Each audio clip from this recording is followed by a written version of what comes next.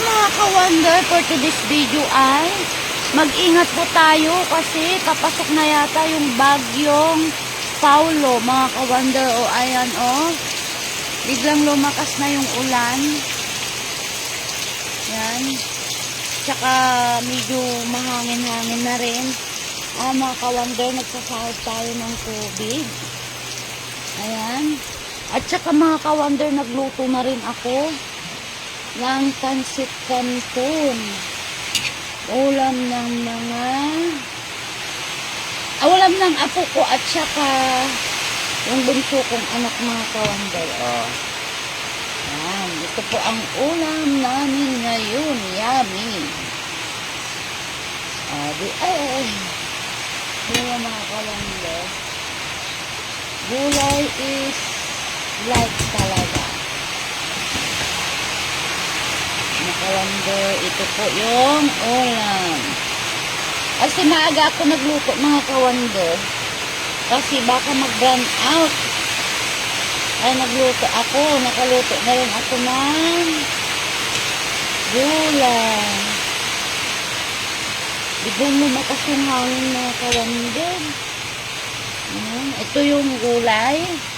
Nakapag-ampalaya at saka sitaw. Yan, mga ka-wonder. At saka, mga ka-wonder, nakapagluto na rin ako ng kanin.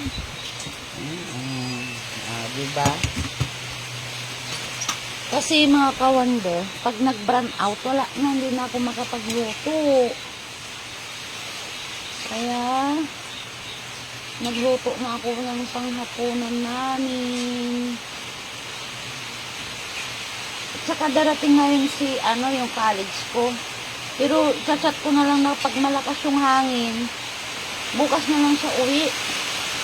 Kasi baka wala na siyang masakyan. Kasi nga, di ba, mga ka-wonder, signal number 2 dito sa atin. Kaya ingat po tayong lahat. Kasi lagi na lang umuulan, humahangin ng malakas. Mga ka-wonder, nagkape na rin ako. Kasi mga ka-wonder, nagpabili tayo kay Wonder Woman ng pandesal. Kasi may nagtitinda dito. Tingnan nyo, mga ka-wonder, wala na namang ulan. Kaya nagsahod ako ng tubig namin. Sasahod ako. Para hindi na ako mag-igib. Pero, ayan mga ka-wonder, medyo lalakas-lakas na yung ulan.